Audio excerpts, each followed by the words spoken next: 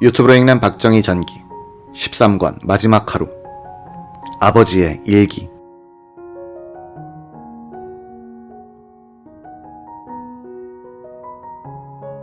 (26일) 오후 6시에 청와대 본관에서 대통령을 떠나보냈던 부속실의 이광형 부관은 이날 밤을 혼돈과 불안 속에서 보냈다. 초소의 총성보고, 와이셔츠 차림으로 돌아온 비서실장, 최규하 총리와 장관들의 잇따른 출연. 이광형은 와이셔츠 차림의 비서실장이 아무래도 불길한 사건을 의미한다는 생각이 들었다. 그는 2층 비서실장실로 올라갔다. 실장실은 문이 굳게 잠겨있고 전실에는 당직 근무 중이던 의전수석실에 정기옥 비서관이 앉아 있었다. 안에서는 비서실장이 총리와 몇몇 장관들을 불러 회의를 하고 있다는 것이었다.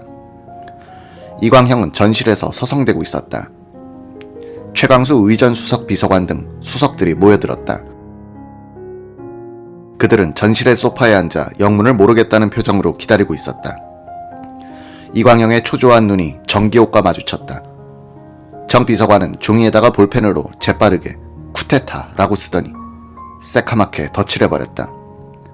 목소리를 낮춘 이광형은 놀라서 물었다. 무슨 말씀이요? 아니, 몰라. 아무것도 아니야.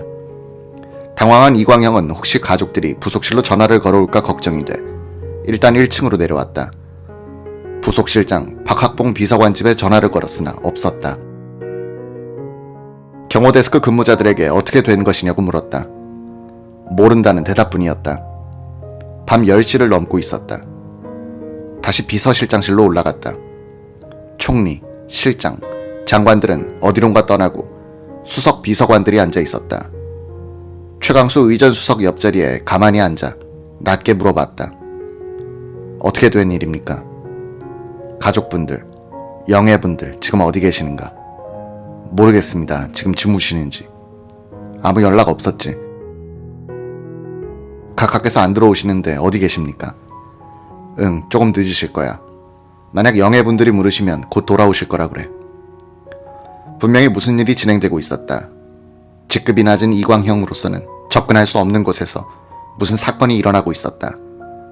높은 본들로부터 소외된 이 부관은 얌전히 부속실을 지키면서 바깥에서 나는 소리에 청각신경을 곤두세워 놓고 있었다. 낡은 건물의 낡은 마룻바닥과 나무 계단은 그들의 움직임으로 삐걱대고 있었다. 발자국 소리들이 1층에서 2층으로 급하게 올라갔다가 재빠르게 내려오고 있었다. 밤 12시에 박학봉 부속실장이 들어왔다. 사정을 모르기는 그도 마찬가지였다. 두 사람은 속이 타니 냉수만 들이켰다. 이 부관은 본관 경호데스크로 가봤다. 무전기에서 다급한 목소리가 흘러나왔다. 경호실장 차가 경부고속도로 톨게이트를 벗어나 달리고 있다. 경찰로부터 올라온 보고였다. 그때는 시체가 되어 궁정동 나동 경호원 대기실에 쓰러져 있었던 정인영 경호처장의 차를 운전기사가 개인 용무로 몰고 가는 것을 포착한 내용이었다. 이 보고로 해서 심야에는 대통령이 납치되셨다는 첩보가 치안기관에 쫙 퍼졌다. 새벽 2시 다시 청와대로 돌아온 김계원 실장은 수석 비서관들에게 대통령 서거를 알린 뒤에 부속실의 두 사람들을 불러서 멍한 표정으로 비보를 전했다. 박정희 대통령의 셋째 딸 근영과 전석영 총무비서관이 운구를 위해서 병원으로 간 사이 부속실장 박학봉과 이광형 부관은 시신을 받을 준비를 해야 했다. 사람들을 불러 모았다. 피아노방에 파티를 할 때 쓰던 탁자와 식탁보가 정리돼 있었다. 이것들을 소접견실로 옮겨 붙여 받침대를 만들고 위를 덮었다. 이광형은 지하실로 뛰어내려가 집기 창고를 열고 병풍과 향로, 향 등 제기를 갖고 올라왔다. 박 대통령이 조상과 먼저 간 아내를 위해서 썼던 것이 이제는 자신의 소용이 됐다. 이광형은 다시 현관 밖으로 뛰어나갔다. 대통령이 제일 좋아했던 국화 화분이 양쪽으로 줄을 지어 놓여 있었다. 2개를 들고 들어왔다. 제단을 차리고 향불을 붙였는데 무엇인가 빠진 것이 있는 것 같았다. 영정이었다. 부속실에 걸려있던 대통령의 사진을 떼내어 까만 리본을 둘렀다. 새벽 2시 20분쯤 국군 서울지구병원 정문에 도착한 전석영 비서관은 헌병의 저지를 받았다. 헌병이 안으로 전화를 하니 한 장교가 나왔다. 전 비서관이 사유를 설명했는데도 들어갈 수 없다는 것이었다. 각하를 모시러 왔는데 무슨 소리야. 호통을 치고 나서야 들어갈 수 있었다. 병원장실에서 김병수 준장을 만나 대통령의 시신이 안치된 방으로 같이 갔다. 대통령은 양복 바지를 입고 있었다. 상체는 피 묻은 와이셔츠 위에 환자복을 걸치고 있었다. 근영이 가지고 온 옷 보따리를 풀어서 준비해간 양복으로 갈아입히는 일은 김 원장과 전 비서관이 했다. 따라간 경호원도 거들었다. 근영은 아버지의 다리를 만지고는 울음을 쏟았다. 대통령의 시신에서 벗긴 피 묻은 와이셔츠와 속옷을 보따리에 싼 근영은 들것에 실린 아버지의 시신과 함께 병원에서 내준 구급차에 탔다. 박정희는 출타 9시간 만인 27일 새벽 3시에 청와대로 돌아왔다. 군용 들것에 실린 아버지를 앞세우고 옷 보따리를 가슴에 품고 본관 현관으로 들어오던 근영의 모습은 그 자리에 있었던 사람들의 뇌리에 잊혀지지 않는 잔영으로 남았다. 대통령의 시신을 받은 이광형은 이군, 나 경호실장하고 저녁 먹고 올 테니 서재문 잠그고 하던 대통령의 마지막 말이 귓전에 쟁쟁했다. 소접견실에 응급개조한 받침대 위에 시신을 눕혔다. 머리를 입구 쪽으로 향하게 했다. 누구인지 울음을 터뜨렸다. 여기저기서 동시에 흐느낌이 퍼졌다. 집총한 경호원들도 울었다. 이광형은 울면서 대통령의 손도 만져보고 얼굴도 살펴봤지만 총상 자리는 찾지 못했다. 평온하기 그지없는 표정이었다. 이때부터 청와대 직원들은 대통령의 집안 사람들과 고관들에게 전화를 걸기 시작했다. 육군 사관학교에 재학 중인 아들 박지만 생도에 대한 연락은 이광형 부관이 맡았다. 백석주 육사 교장을 전화로 불렀다. 잠에서 덜 깬 목소리였다. 여기 청와대인데요. 웬일입니까? 교장님 혼자서만 하시고요. 지금 빨리 사람을 내무반에 보내서 지만 생도를 깨워주십시오. 청와대로 보내주세요. 무슨 일입니까? 더 이상 묻지 마시고 각하께서 찾으시니까 빨리 보내주세요. 그리고 절대 보완해 주십시오. 육사 생도대장이 지만을 깨워 차에 태웠다. 지만은 날이 밝으면 토요일이라 외출을 나가게 되어 있는데 왜 찾으실까? 아버님께서 또 나를 혼낼 일이 있으신가 하고 의아한 생각에 잠긴 채 청와대로 달렸다. 청와대 본관에 도착하니 의장대, 향냄새, 그리고 서성대는 사람들. 마중 나온 이 부관에게 그는 아니 왜 이래요 라고 했다. 각하께서 돌아가셨습니다. 이리 와서 분양부터 하십시오. 그 순간 아들은 비틀했다.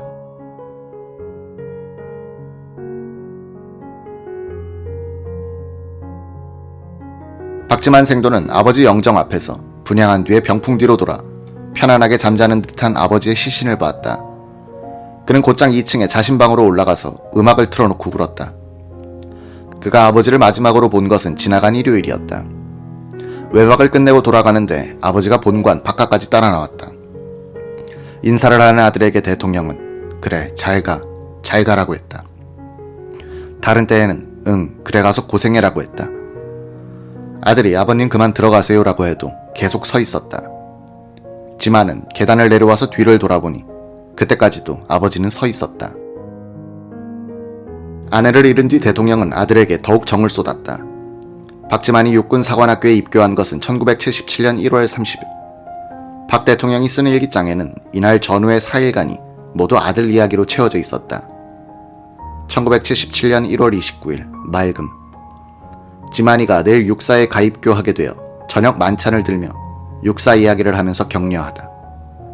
이제 19세 고교 졸업생이라고 하지만 아직 집을 떠나 혼자 객지 생활을 한 경험이 없어서 애처롭기도 하고 불안스러운 생각도 들지만 이제부터는 국군의 장교가 되려고 하는 남아의 출관이기에 부모의 자정에 쏠리는 표시는 하지 않아야지 하고 호쾌한 나의 경험담들도 들려주면서 약한 마음을 먹지 않도록 애썼다. 낮에는 국립묘지에 참배하고 왔다기에 어머니께서 무슨 말씀 없더냐고 농담을 했다. 자식을 길러봐야 부모의 심정을 안다는 옛말이 새삼 실감있게 느껴졌다. 1940년 3월 하순 어느 날 쌀쌀한 봄바람이 옷자락으로 스며드는 고향 구미역 북행선 플랫폼에서 멀리 이국당 북만주 신경군관학교에 입교하기 위하여 북행열차를 타고 떠나는 나를 전송하기 위해 칠순 노구의 어머니께서 나오셔서 나의 옷자락을 붙잡으시며 늙은 어미를 두고 왜 그 먼 곳에 가려고 하느냐 하시며 노안에 눈물을 흘리시던 그 모습이 불현듯 머리에 떠오르고 어머님의 흰옷 그림자가 보이지 않을 때까지 손을 들어 흔드시던 그 모습이 지금도 완연하다. 그날 어머님의 심정이 얼마나 허전하고 쓸쓸하셨을까. 어머님 너무나 불효막심하였습니다. 이제 용서를 빌어본들 무슨 소용이 있으랴. 1977년 1월 30일 6시 반경 기상. 7시에 지만이를 깨우다. 영하 14, 15도의 혹한이다. 8시 반 지만이와 조반을 들다. 지만이는 아침에 육사생도 규정대로 짧게 이발을 했다. 식탁에 앉으면서 머리를 깎고 나니 이제 정말 집을 떠나는구나 하는 생각이 든다면서 눈시울을 붉혔다. 육사와 같은 훌륭한 학교에 가는데 사나이 대장부가 그렇게 마음이 약해서야 어찌하느냐고 타이르면서도 나도 모르게 가슴이 뭉클하여 간신히 참고 태어난 채 했으나 이 자리에 저희 어머니가 있었더라면 얼마나 좋았으랴 하는 생각이 문득 떠올라서 나도 몹시 마음이 언짢았다. 저것이 저희 어머니 생각이 나서 저러는구나 하고 생각하니 가슴이 찢어지는 듯 참을 길이 없었다. 9시 20분 청와대를 출발하다. 비서실장을 비롯하여 청와대의 많은 직원들이 현관에 나와서 전송을 해주었다. 지만이와 한 차에 타고 태릉 육사로 가면서 차 안에서 지만이와 여러가지 환담을 하면서 격려를 했다. 창밖의 날씨가 매섭게 차기만 하다. 이 추운 날씨에 지만이가 훈련을 감당해낼 수 있을까 하는 생각이 앞선다. 육사 2기 시절에 이야기도 해줬다. 육사 본관 현관에서 지만이를 내려주고 몸 건강히 열심히 잘해 지만이 하고 신입생 접수장으로 보내고 육사 교장실에 들어가서 교장 정승화 장군과 잠시 환담하다가 귀저하다. 집에 돌아와 아내 영정 앞에 가서 지만이가 오늘 육사에 들어갔소. 내가 지금 데려다주고 돌아왔소. 당신께서 앞으로 지만이를 보살펴 주시오 라고 고하다. 자식에 대한 부모의 마음이란 왜 이다지도 약할까. 오전 중에 지만이 방을 정돈했다. 온 집안이 텅 빈 듯하다. 군에 자식을 보내는 부모의 심정은 다 마찬가지리라.